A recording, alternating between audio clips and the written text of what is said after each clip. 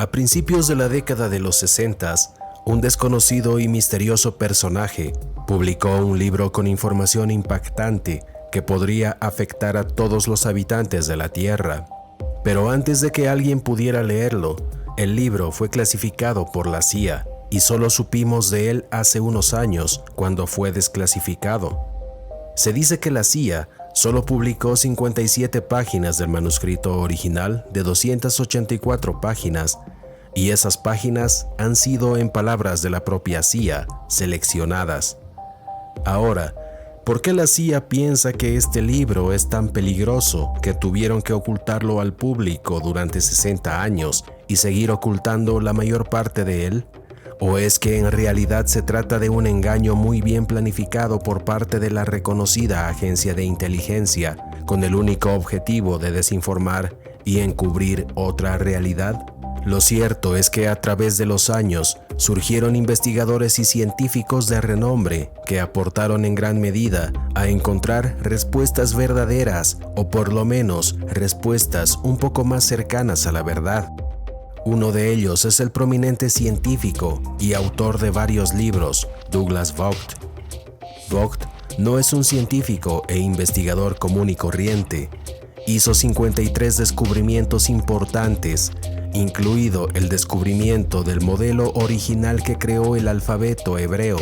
¿Cuándo ocurrirá la próxima inversión polar y qué esperaremos ver cuando suceda? También descubrió por qué las estrellas producen nova. Descubrió 6 periodos en blanco en el espacio donde no se ven estrellas y 4 de los 6 estaban separados por 2068 años luz. En su libro, El día del juicio de Dios, explica todos los fenómenos asociados con la inversión polar y la edad de hielo y los conecta con pistas dadas en las escrituras hebreas. También pudo descubrir el número exacto de años entre inversiones polares, que son de 12.068 años, incrustado en la Torá como un sistema de código numérico creado por Moisés. También descubrió que la Torá tiene el mes, día y año exactos para la próxima inversión polar. En ese mismo libro, también incluye explicaciones científicas sobre cómo funcionaba el arca y la vara de Moisés. También cubrió las mitologías de los hebreos, griegos, chinos e hindúes. Sin duda alguna, Douglas Vogt es un prominente científico e investigador al que deberíamos prestar más atención, no solo por su amplio conocimiento y valor de su trabajo científico, sino también porque gente de la misma CIA se comunicó con él y valoró su trabajo. Él mismo habla de esto y lo confirma en una de sus conferencias. Para Douglas Vogt, el libro de Jan Thomas, La historia de Adán y Eva, es pura desinformación para tergiversar la realidad y ocultarla del conocimiento de la gente. A continuación, verán información muy importante e interesante que doblamos al español de una de sus conferencias que pueden encontrar completa en su canal de YouTube llamado Die Hall Foundation. De hecho, es el nombre real de su fundación. Doblamos al español solo las partes más importantes que hacen alusión al libro de Jan Thomas y otra información que puede ser muy interesante. Si entienden inglés, les dejaré el link de la conferencia completa en la descripción del video. Antes de entrar en la información de Douglas Vogt, para quienes no conozcan o sepan nada sobre este polémico libro, brevemente les pongo en contexto. La historia de Adán y Eva es un libro que habla sobre cataclismos que ocurrieron en el pasado. Estamos hablando de hace miles de años atrás y produjeron grandes extinciones. Se mencionan datos históricos bastante interesantes como controversiales y básicamente describe cómo será o se desarrollará el siguiente cataclismo o fin del mundo. De forma personal, les confieso que solía tomar a este libro como referencia o como una base o guía válida del desastre que se avecina, aunque claro, siempre fui consciente de que era un libro de pseudociencia, pero también es cierto, y hay que reconocer que no todo lo que brilla siempre es oro. Ahora mi visión o panorama ha cambiado en gran medida después de haber visto la información que nos ofrece Douglas Vogt.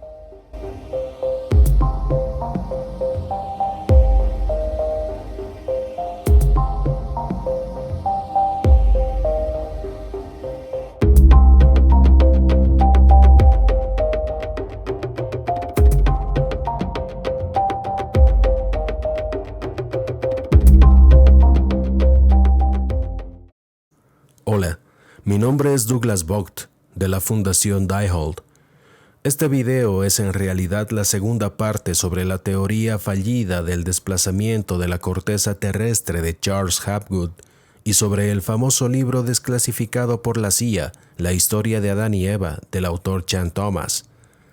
Pero hablaremos además de la intervención de la CIA y sus intentos de crear una realidad alternativa de lo que está causando el actual calentamiento global y el cambio climático, así como lo que causa los cataclismos, algo donde Chan Thomas también estuvo involucrado. Muchos se preguntarán, ¿pero por qué estoy haciendo este video sobre una teoría fallida? Bueno, es para mostrarles la participación de la CIA en el mundo académico para controlar la narrativa a través de programas de desinformación. La razón por la que pude entender estas cosas es la filosofía. Este es el primer libro que hice en 1977. Salió en enero de 1978. Esta es la segunda iteración de la teoría. Aquí es donde realmente descubrí la fecha del fin, cuando la cosa realmente va a suceder. A pesar de que descubrí todo el mecanismo, pero lo refiné. De hecho, el capítulo 8, aquí tienes casi 400 referencias. Capítulo 8, esta es la tercera iteración de la teoría básica de la realidad multidimensional. Bien, la razón por la que estoy haciendo este video es básicamente para salvar sus vidas. La teoría que fue presentada por el profesor Charles Hapgood, o mejor dicho, agente de la CIA, fue el desplazamiento de la corteza terrestre, o la hipótesis del desplazamiento polar, y en realidad fue a su socio al que se le ocurrió la idea. Lo que se afirma es que la próxima vez el Polo Norte va a ser el eje y se localizará frente a las costas de Perú y frente a las costas de Indonesia y el sudeste asiático, lo que significa que el eje va a cambiar y va a estar allí y en el otro lado, lo cual es una locura. Pero déjenme decirles que esto lo ideó la CIA para hacerles creer que está bien, quédate aquí y nada va a pasar. Estarás en una zona segura, entre comillas. Tienes que preocuparte por la inundación y ya está. Y no te acerques a los trópicos, porque estamos planeando ir allí. No queremos que haya demasiada gente. Espero que entiendan que estoy siendo sarcástico en este punto. Entonces lo que están haciendo es que te están desviando y desviando para que vayas en la dirección equivocada. Y aquellos que predican esta idea, tal vez sin saber que todo esto es desinformación de la CIA, quiero que ellos también salven sus vidas, aunque no estén de acuerdo conmigo. Pero debido a que ellos promueven esta teoría, quise revisar los libros de Hapgood, así como las 3 versiones corregidas del libro de Chan Thomas sobre este asunto. Finalmente descubrí que Chan Thomas era un agente retirado de la CIA, y debo decirles que él mismo me llamó a finales del año 79. Como mencioné antes, hay 3 versiones de este libro. Esta fue hecha antes de finales de 1963. Esta versión salió en 1993, exactamente 30 años después de que la NASA básicamente la manipulara. La CIA desarrolló esta información o investigación, y es por eso que fue capaz de llegar a ser desclasificado. Y finalmente en 2013, que fue la marca de 50 años desde 1959, aunque debería decir 1963, que fue la fecha de este libro.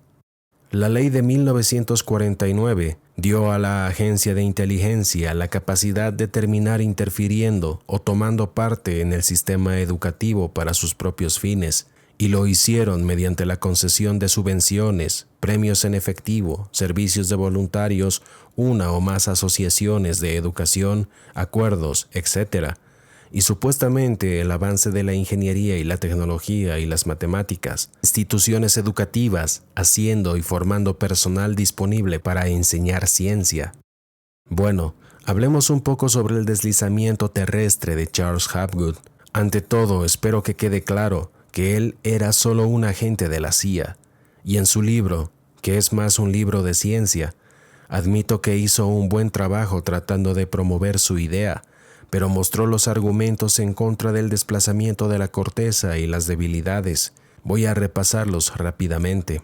Para que tengan un antecedente, la fuerza centrífuga, Lo que sugiere es que la capa de hielo va a ser demasiado pesada y debido a la fuerza centrífuga, si hay algún tipo de dislocación entre la corteza y el manto superior, de alguna manera se va a mover.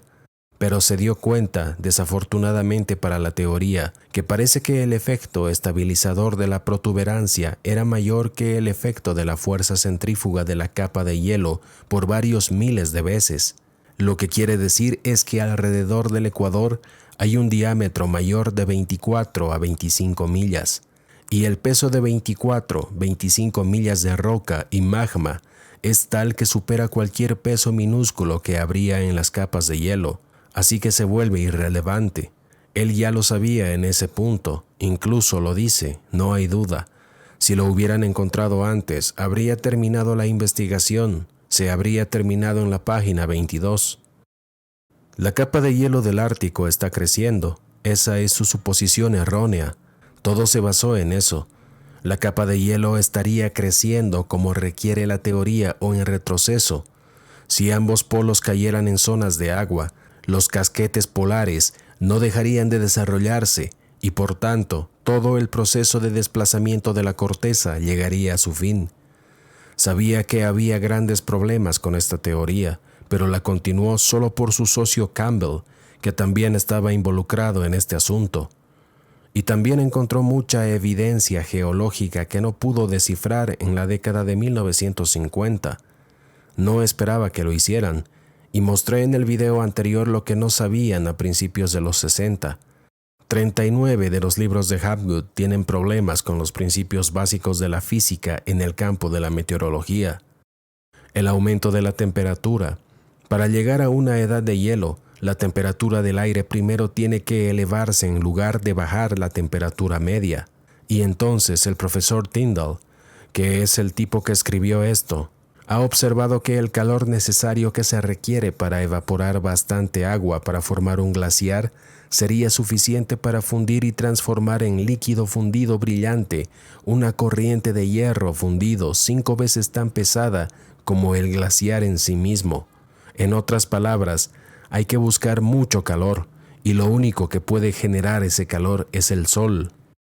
Es interesante enumerar 2 tipos de causas hipotéticas del cataclismo: variaciones en la cantidad de emisiones de partículas y del calor radiante emitido por el Sol.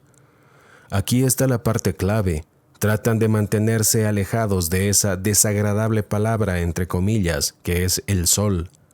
Variaciones en la cantidad de partículas de polvo en la atmósfera por erupciones volcánicas o variaciones en la proporción de dióxido de carbono en la atmósfera. Ahora pueden darse cuenta el por qué eligieron esto para dar una explicación alternativa. Porque ellos sabían que a medida que nos acercamos al cambio de los polos magnéticos, el impacto del Sol va a aumentar y en consecuencia la temperatura en la Tierra y los océanos se iba a incrementar, lo que significa más huracanes, más tifones y más fenómenos climáticos en general como lo hemos estado viendo en los últimos años. En algunos lugares la temporada de crecimiento se puede ampliar y algunos lugares van a ser más secos. Es importante recordar la primera reunión que el presidente Reagan tuvo con su gabinete en 1981, en el que el jefe de la CIA afirmó que su programa de desinformación se consideraba completo o exitoso cuando todo lo que el público americano cree que es verdad es en realidad falso. Y lastimosamente en este programa se encuentran las ciencias. De antemano todos deben saber que nuestro Sol produce una nova. Ese es el gran, profundo y oscuro secreto. El primer intento que la famosa agencia de inteligencia hizo para tratar de dar credibilidad a la idea de que usted, su coche y los gases estomacales de las vacas están causando el caos climático surgió a finales de los años 70. Entonces, en abril del 79, ellos contaban con un buen número de científicos trabajando para ellos y elaborando el gran timo que perdura hasta la actualidad. Ustedes ya saben de qué estoy hablando. Desclasificación de la información. Es importante saber por qué hay 3 versiones del libro de Chan Thomas. Esta es una orden ejecutiva de Barack Obama, que me sorprendió bastante, pero de todos modos, después de 25 años, la revisión de desclasificado es automática. 9 excepciones estrechas que permiten que la información permanezca como clasificada después de 50 años. Hay 2 excepciones. ¿Puedes adivinar cuáles son esas 2? De hecho, se los diré. Una son los ovnis y la otra es el hecho de que nuestro Sol produce nova. Es por eso que los militares comenzaron a liberar información sobre los ovnis en los últimos años. Básicamente tenían que hacerlo, además ya no era tan importante. De forma muy breve, los puntos más importantes de la biografía de Chan Thomas son que en 1963 asistió a Vermont College en la Universidad de Columbia y obtuvo su título de ingeniero eléctrico. Posterior a eso, entró en la Oficina de Servicios Estratégicos, OSS. Allí entró en el ejército, y en realidad no indica que haya estado en el ejército, pero estoy seguro de que ya estaba en la CIA en el año 49. Durante los años 67 y 68, estaba en una asignación especial con una gran empresa aeroespacial en un proyecto de investigación avanzada de alta seguridad. El libro de Hapgood fue publicado en 1959 y de alguna manera le dieron para que continuara con el trabajo a Chan Thomas e inventara una realidad alternativa, una explicación alternativa y manipulada. El Sol es la clave. Tuvimos un ciclo de Gleisberg y la temporada de crecimiento se extendió 30 días. Eso se llama calentamiento global. Así que a medio año de este evento, estoy hablando de 1949, aprobaron la ley que creó la NASA para cambiar la narrativa como ellos quisieran. Ahora, para demostrar que esconden estas cosas a plena vista, el dios griego Apolo, este fue el nombre del proyecto para ir a la Luna, lo llamaron Apolo. El dios griego Apolo era el dios del Sol. Enviaron al dios Sol a la Luna para traer muestras que probaran que el Sol produce nova. Uno de mis seguidores me pasó el dato de que Wernher von Braun, el jefe de diseño del programa espacial, diseñó el primer cohete y lo llamó la nova. Parecen detalles insignificantes, pero lo esconden a plena vista. Cuando volvieron de la Luna, regresaron con las muestras físicas y desde entonces sabían que el Sol definitivamente produce nova. No había duda al respecto, eso fue todo. Escribí una carta al doctor en física y ganador del Premio Nobel de Física, Luis Walter Álvarez, en la que le hablé de la nova solar y las inversiones polares, las cuales no solo ocurren en la Tierra, sino también en el Sol al mismo tiempo, y este produce una nova. El elemento radioactivo iridio hallado en el lecho rocoso de Italia procedía de una nova. La nova la produjo nuestro propio Sol, que ocurre cada 12.000 años. El 6 de junio de 1980, Luis Álvarez y su hijo Walter escribieron un artículo donde mencionaban usando el término extraterrestre, es decir, la causa extraterrestre de las extinciones del Cretácico. Y es un buen artículo, tengo el artículo. Este es un extracto del mismo. Luis Álvarez claramente afirma que no se busque más allá de nuestro Sol la fuente del iridio, resultados negativos de las pruebas para la hipótesis de una supernova. Se ha prestado considerable atención a la hipótesis de que las extinciones del Triásico y Cretácico fueron el resultado de una supernova cercana. Un cálculo aproximado de la distancia de la supuesta supernova al sistema solar utilizando la densidad superficial medida del iridio en el límite de Gubbio, eso es en Italia, y la cantidad de iridio que se espera que salga despedido de la explosión de la supernova. De lo que estoy hablando aquí es la ley del cuadrado inverso. La mayoría de la gente que piensa que hay un impulso de energía proveniente del centro de la galaxia cree en esto. Se olvidan convenientemente de la ley del cuadrado inverso que se aprende en física básica. De todos modos, calcular alrededor de 0,1 años luz nos da una probabilidad de alrededor de 10.000 millones que durante esos últimos 100 millones de años una supernova se produjo dentro de la distancia del Sol. Bueno, en realidad lo que estoy diciendo aquí es que la distancia máxima a la que puedes tener ese nivel de iridio con algo que está a 0,1 años luz, la estrella más cercana es Alfa Centauri, que está a 3.26.156 años luz de la Tierra de nuestro sistema solar, y esto no cuadra. Entonces, la conclusión es que la fuente del iridio proviene de nuestro Sol, y el Dr. Álvarez estaba absolutamente de acuerdo con mis conclusiones.